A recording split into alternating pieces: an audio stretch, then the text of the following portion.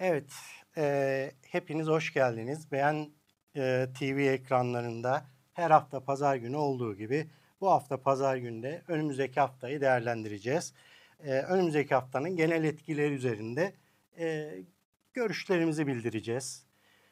Bu hafta tabii biraz durağan bir hafta olacak. Bu durağan hafta olmasının nedeni Satürn ve Merkür'ün daha durağan konuma gelmesi, birçok konunun tekrar değerlendirilip tekrar önümüze düşünme fırsatıyla birlikte yeni bir dönemi hazırlama için fırsat verdiği bir dönem olacak. Bunun için bu hafta bir genel değerlendirelim. Ay Oğlak Burcu'nda başlayacak bu haftaya. Ay Oğlak Burcu'nda başlayacağımız için daha çok duygularımız ikinci planda, iş, düzen, maddi konular ve yapılması gerekenler, sorumluluklarımız ön planda olacak. Herkes sorumluluk modunda olacak. Bu yüzden bu hafta biraz daha yeni başlangıçlar değil, daha çok süreci değerlendirme, biraz sorumluluklarımızı anlama, bilme ve bunları yönetme üzerine olacak. Hepinizin bildiği gibi Yay burcuna Güneş geçiş yaptı. Yay burcundaki Güneş'in geçişi daha çok ufkumuzu genişleten bir deneyim sunuyor bize. Entelektüel bir arayış, felsefi konular, yurt dışı yabancılarla ilgili bağlantılar, daha iyimserlik ve cesaret konuları bizimle birlikte. Biz de bu hafta tümüyle bunlarla ilgili bir düşünce, bir arayış, bir hareket halinde olacağız. Burada iki retronun da bitişi, özellikle Merkür retrosunun bitmesi bize zihinsel karışıklıkların azaldığını, içsel sorgulamaların tamamlandığını ve aynı zamanda haberleşme, imzalar, anlaşmalarla ilgili değerlendirme sürecinin bittiği, artık bunları yapabileceğimiz bir sürece gireceğimizi söyleyebiliriz. Zihinsel karışıklıklarımız tamamıyla bitiyor. Satürn retrosuyla birlikte de bizim aslında Eylül'den itibaren geriye dönüp değerlendirdiğimiz tüm konularda bir tamamlanma söz konusu. Hak edişler, sınavlar, getiriler, götürüler. Biraz neyi bırakmalıyım duygusunu, neyi bırakmalıyım sorusunu sorduğumuz bir iki aylık dönem oldu.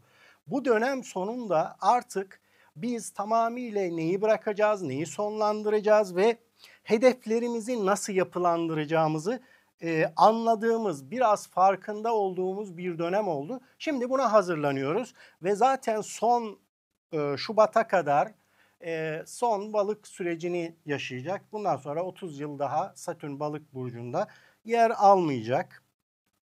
Bu ilerleme de özellikle bizim içsel düzenimiz, sorumluluklarımız, disiplinimiz ve kaos içerisinde de kaosu yönetebilme gücümüzü gösterdi bize. Bunun farkındalığını bize sundu. Tabii bu haftanın diğer etkilerinde özellikle Venüs-Jüpiter üçgeni söz konusu. Venüs-Jüpiter'le birlikte bizim özellikle 26-29 Kasım arasında daha romantizmin arttığı, sevginin, uyumun, manevi ve duygusal huzurun, güzellik, estetik anlayışımızın, finansal akışında hızlandığı, fırsatların da bizi bulduğu bir dönem olacak. Daha çok kısmetli, bereketli bir süreç olarak değerlendirebiliriz. Burada tabii yeni başlangıçlar yaptığımız için, bu dönemde bir de yeni başlangıçlara hareket ettiğimiz için, daha doğrusu bunun büyümesi ve bunun gelişmesi için fırsatlar çıkacak bizim karşımıza. O yüzden bu haftanın böyle 26-29 arasında, Kasım arasını güzel değerlendirmenizi diliyorum. Tabii burada haftanın ortasına kadar biraz rahat nefes alıyoruz ama haftanın ortasından sonra da Venüs-Uranüs karşıtlığıyla karşı karşıyayız. Ve bu artık ilişkilerde ani kopuşlar, ani yakınlaşmalar finansal piyasalarda dalgalanma, riskler, özellikle kripto tarafında bir risk söz konusu, para konularında dalgalanmalar ve dürtüsel ani kararlar alma dönemimiz. Olabildiğince dürtüsellikten uzak durun. Dengeli ve kararlı hareket etmekte fayda olduğunu söylemek istiyorum. Beklenmedik haberlerle karşılaşabilirsiniz. Ama unutmayalım, Uranüs farkındalık gezegenidir. Yani bir şeyi yıkmak için değildir, fark etmek için vardır. O yüzden Venüs-Uranüs'ün karşıtlığı bize daha çok farkındalık üzerine, finansal farkındalık, sevgisel farkındalık ve değerimizin farkına varmak üzerine bir hareket gösterecektir. Burada daha çok farklı görüşlerin de çarpıştığı bir dönem olarak alabiliriz. Çünkü sonrasında bir sonraki haftaya devam edecek Merkür'ün tekrar bir Uranüs karşıtlığı söz konusu olacak. Bizim pazartesi, salı ve özellikle perşembeye kadar biraz daha dikkatli ve kontrollü ve fırsatları değerlendirici rolde olmamız iyi olacaktır. Perşembe özellikle Perşembe ve Cuma biraz sarsıntılı geçebilir. Finansal konularda dikkat etmemiz gerekiyor.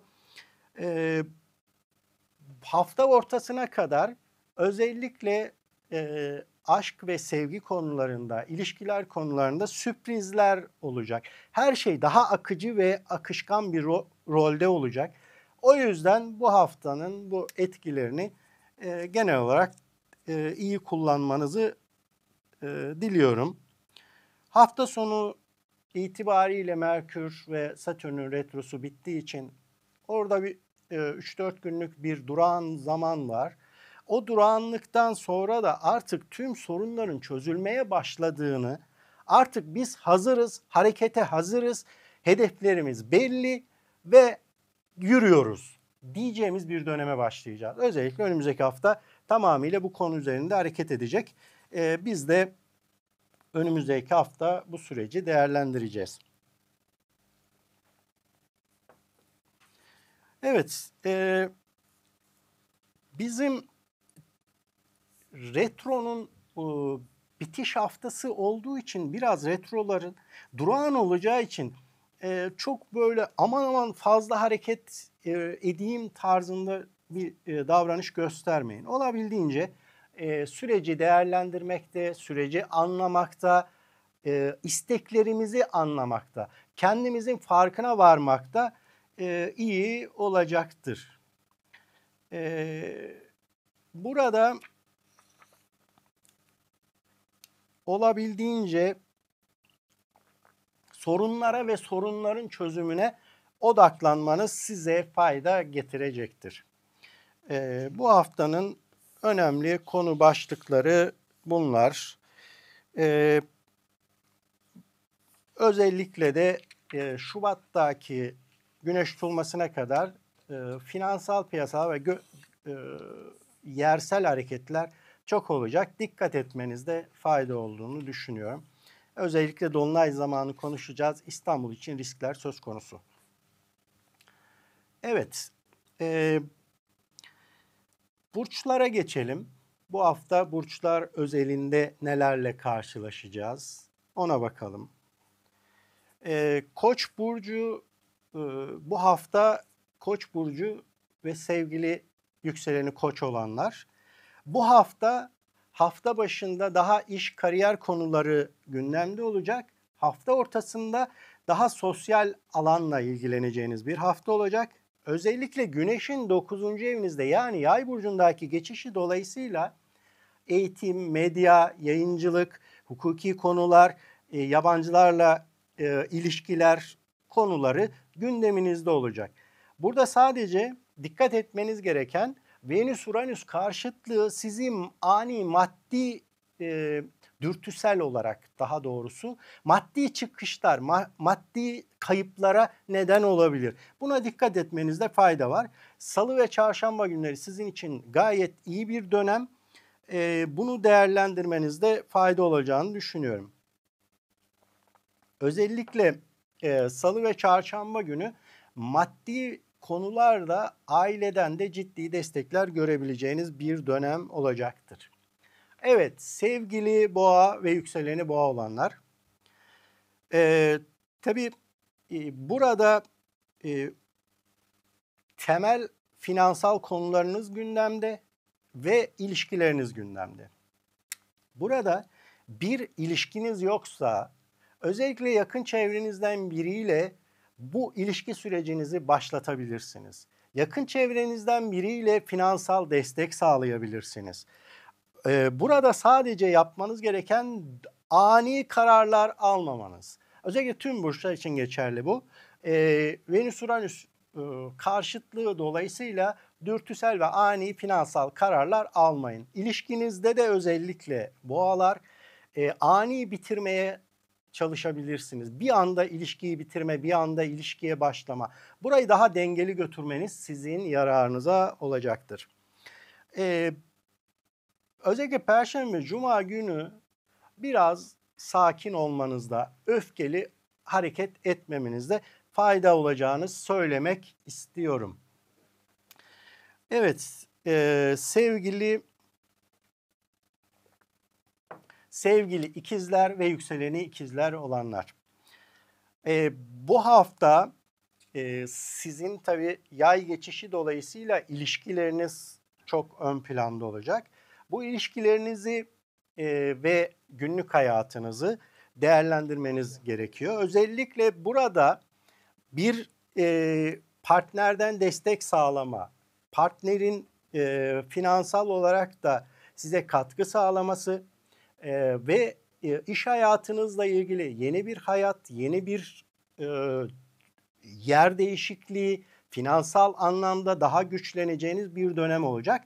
Burada sadece şu çok önemli, sizin bir süredir beklediğiniz iş değişimiyle ilgili önünüze fırsat gelecek. Bunu değerlendirmenizde fayda olacağını düşünüyorum. Ama bu işte de ani hırsla biraz dürtüsellikle iş yerini bırakma, günlük hayatınızı etkileyici temel konular söz konusu. Burada dikkat etmenizde fayda var. Bir de sağlığınıza özellikle burada dikkat edin. Ufak bir probleminiz de olsa buna lütfen şey yapın, hastane, doktor randevusu alarak bu haftaya özen gösterin diyorum. Sevgili yengeç ve yükseleni yengeç olanlar. İkili ilişkiler, günlük hayat, aşk ve çocukla ilgili konular tamamıyla önünüzde olan bir hafta olarak söyleyebiliriz. Burada özellikle yoğun bir aşk ve ilişki konularında bir artış söz konusu. Bir bereketlenme var. Çocuklarınızla ilgili güzel haberler, güzel gelişmeler söz konusu olacak.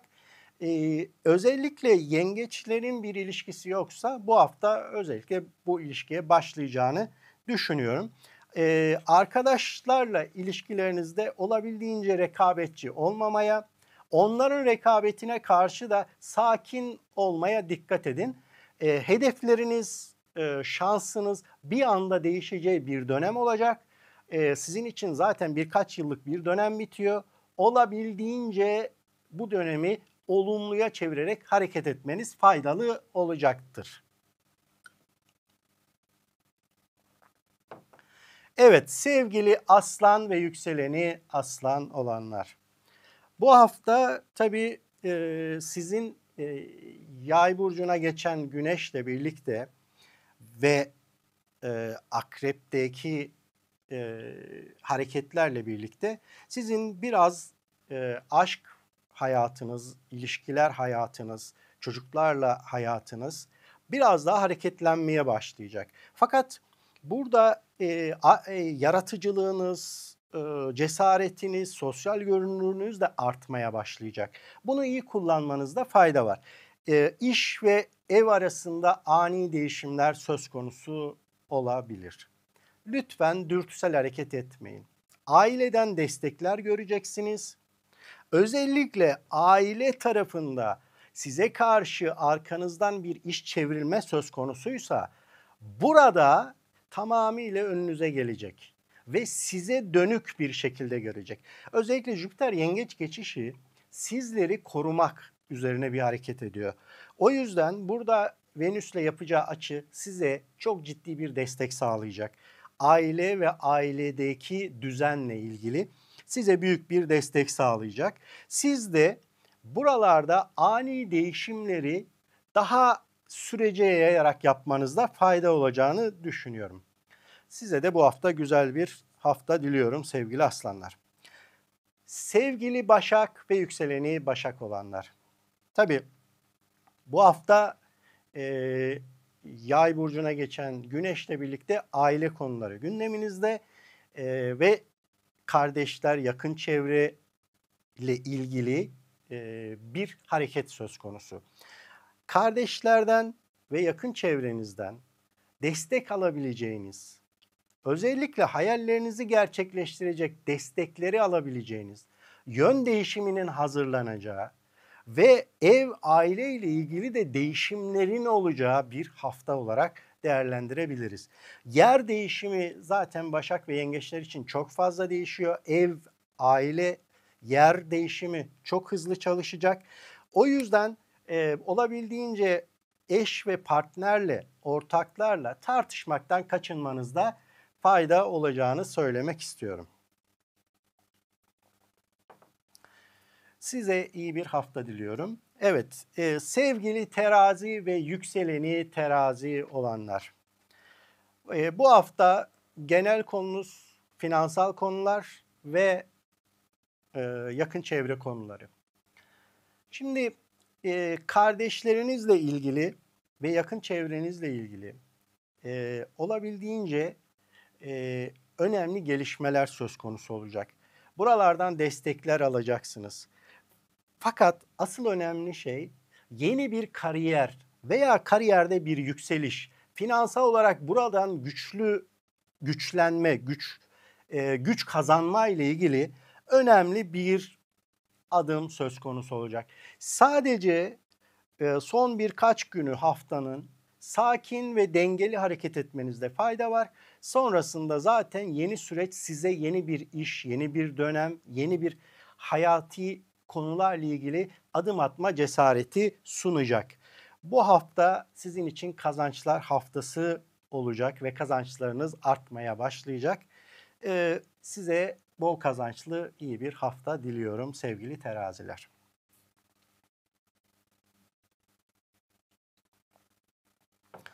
Sevgili akrep ve yükseleni akrep olanlar.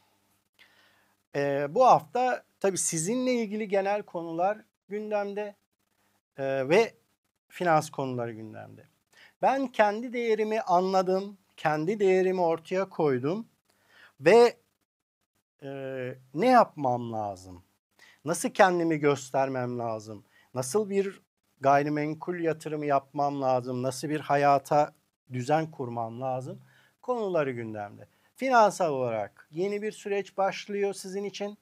Fakat en önemli konusu kısa yolculuklar konularında biraz dikkatli olmanızda fayda var. Finansal konularda da abartıya kaçmamanızı diliyorum. Çünkü burada abartıya kaçtığınızda finansal olarak sizi zorlayacak etkiler söz konusu. Sakin ve dengeli harcamalar ve dengeli yatırımlar yapmanız sizin için iyi olacaktır. Finansal bir para ve gayrimenkulle ilgili fırsatlar da bu hafta önünüze gelecektir. Özellikle Perşembe, Cuma gününe dikkat edin. Bazı aksilikler olabilir. Buraya çok takılmamanızda fayda var sevgili akrepler. Evet sevgili yay ve yükseleni yay olanlar. Bu hafta tabii bu dönem sizin için Güneş de yay burcunda olduğu için kendinizi gösterebileceğiniz bir hafta. Burada arkanızdan dönen konular özellikle günlük hayatınızda sizin arkanızdan çevrilen işlerin hepsinin önünüze geldiği bir hafta olarak düşünün.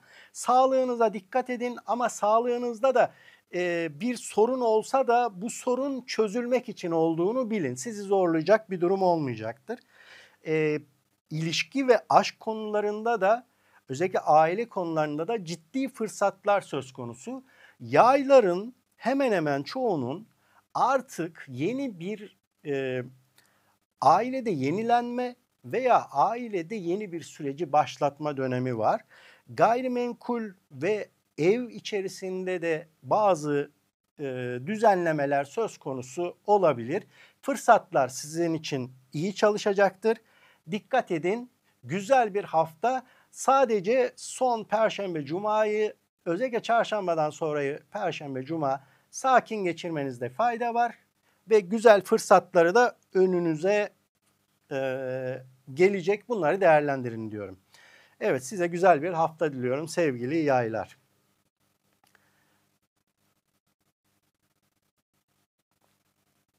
Sevgili Oğlak ve yükseleni Oğlak olanlar. Bu hafta ay sizin burcunuzda başlıyor. Kontrol biraz sizin elinizde olacak. Hafta ortası maddi konular daha belirginleşecek bir hafta olacak. Doğal olarak Venüs ve Jüpiter'in size güzel bir kombinasyonu var. Ve bu da hayalleriniz, özellikle partnerinizle veya ortağınızla yapmak istediğiniz evlilik, ortaklık konuları veya buralarda ortaklık istiyor bulamıyorsanız, evlilikle ilgili bir fırsat olmuyorsa, bu hafta özellikle bununla ilgili hayallerinizi gerçekleştirecek, bununla ilgili fırsatlar önünüze geleceği bir hafta. Çok destek alacağınız bir hafta olacak. Özellikle ilişkilerde iyileşme haftası. Tabii burada sizin yönetici gezegeninizin retrodan tekrar düze geçiyor olması bu haftayla birlikte artık siz de hayatınızı bir dengeye getireceğiniz ve yeni bir sürecin başladığı bir hafta olarak düşünebilirsiniz. Size de sadece uyarım, sosyal çevrede, arkadaş çevresinde biraz rekabetçi ve sizi zorlayan kişiler olabilir. Çok önemsemeyin, çünkü artık burası sizin çıkış döneminiz. Fırsatlarınızı hemen yakalayıp yolunuza devam edin diyorum. Size güzel ve başarılı bir hafta diliyorum sevgili oğlaklar. Sevgili kova ve yükseleni kova olanlar. Tabii bu hafta enerji biraz kariyerle ilgili ve günlük hayatla ilgili. Yeni bir çevre değişimi var. Günlük hayatınızda bir değişim söz konusu olacak. Bu mekansal değişimlerde kendini getirecek. Burada ne kadar düşük bir enerjiyle başlasa da bu hafta, Kova burcuna geçtikten sonra daha açılacağınız, özellikle salı çarşamba daha iyi olacağınız, evle iş arasında beklenmedik şeylerin yaşanacağı gelişmelere hazırlıklı olun. Burası sizi yeni bir sürece hazırlıyor. Yeni bir ev, yeni bir iş veya yeni bir aile ortamı veya aileyle birlikteyseniz yeni bir eve taşınma, birlikte bir düzen değişimi söz konusu olacağı bir hafta. O yüzden bunun olumsuz olmayacağını, size katkılar sağlayacağını bilin diyorum sevgili kovalar. Güzel bir hafta diliyorum sizlere de.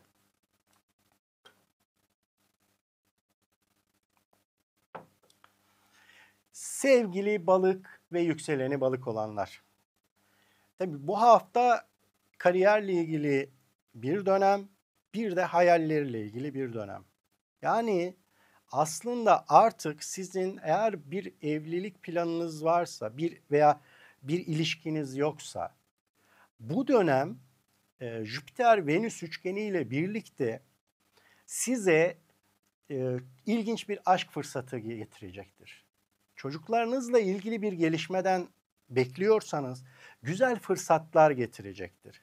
Sadece burada şeye dikkat etmenizde fayda var. Yurt dışı bağlantılı bir yere gidecekseniz özellikle yakın bir seyahat olabilir bu yurt dışında. Burada dikkat etmenizde fayda var yolculukta. Bu konuda da işte cüzdanınız, çantanız, olabildiğince bunlara dikkat edin. Diğer şekilde de kariyere odaklanacağınız, hedeflerinize odaklanacağınız ve işte bir sınavınız, bir eğitiminiz, bir